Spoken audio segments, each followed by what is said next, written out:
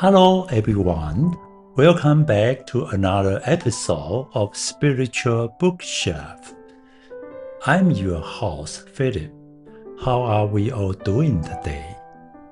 Let me start with a question.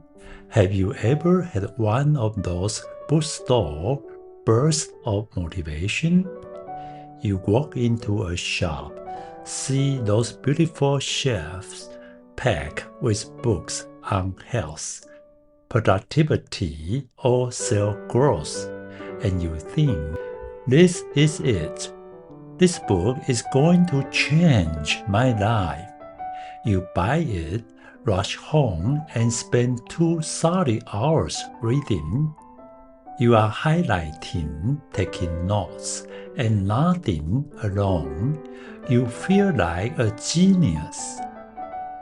But then, the next morning comes, you try to explain what you read to a friend or try to use that knowledge to solve a problem, and suddenly your brain feels like it's been factory reset.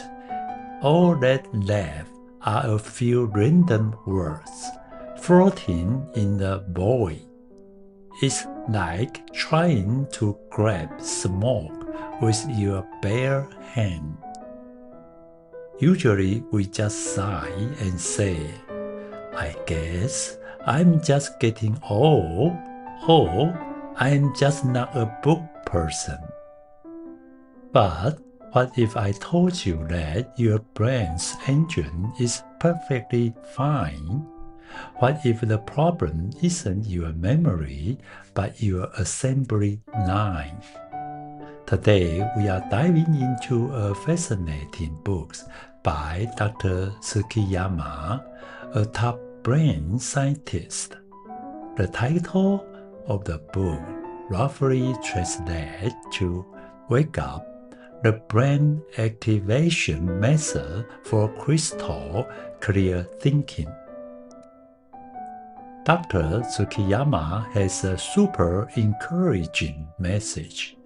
Our hardware, our actual brains, are mostly the same. The secret to an unforgettable memory isn't about working harder or being born a genius. It's about getting in sync with how your brain actually works. If you learn to collaborate with your brain, your learning speed can jump from a slow-moving freight train to a 200 mph bullet train. Myth busting. Memory is a process, not a muscle. A lot of listeners message me asking, Philip, is there a pill or an exercise to bulk up my memory like a bicep? According to Dr. Tsukiyama, that's the biggest misconception. Memory isn't a single thing or a muscle. It's a logistic process. Imagine your brain is a global shipping hub. If the company is failing, it's usually not because the workers are weak. It's because the system for incoming and sorting is a total mess. Most people study by throwing new info into their brain like a pile of junk in a dark warehouse without an instruction manual. When you actually need a specific part, you have to dig through a mountain of trash. Of course, you can't find it. To fix this, you must lead your brain through 4 sacred stages: recognize, explain, summarize, and integrate. If you just read the words, you are just recognizing text.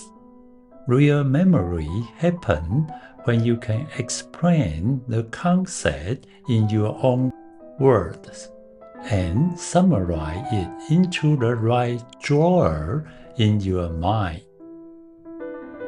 The web theory. Why A students never forget. Here is the golden nugget of today's show. If you remember one thing, let it be this. Successful learners weave webs, while others just collect stones. Imagine walking on a beach. Most people pick up a pretty stone, a new fact, and shove it in their pocket. Soon, the pocket is heavy, it rips, and the stones fall out. Most importantly, those stones have nothing to do with each other. This is why your knowledge feels scatters. But high achievers do it differently. Before they even start, they weave a web in their mind, a knowledge system. When the new stone comes in, they ask, which string does this tie to? In brain science, we call this integration. Your brain has a brutal delete button for isolated information. If a fact is standing all alone, your brain thinks it's trash and clear it out. But if you link it to something you already know, your brain says, oh, this is a valuable asset, and save it forever. Pro tips: tagging and predictive reading. So, how do we start weaving? Dr. Tsukiyama suggests a technique called tagging. Most people open the book to page 1 and read word for word. Dr. Tsukiyama said, stop. That's the least efficient way to learn. Instead, look at the table of contents first. That is your brain's indexing system, the skeleton of your web. Before you dive into the detail, you need to create tag in your mind. Try this. Before reading a chapter, pause for 30 seconds and ask, how does this topic relate to what I already know? This creates a mental hook. When you read, every word automatically looks for that hook to hang on to. Top students aren't just reading, they are finding information where it belongs. Exam more, making your brain a high-speed processor. If you are prepping for a big exam or a huge project, your brain is under heavy load.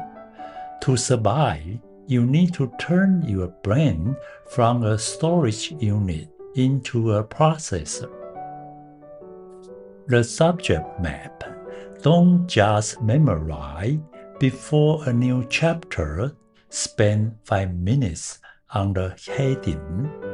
This label the law, so the tiny detail know which folder to go into.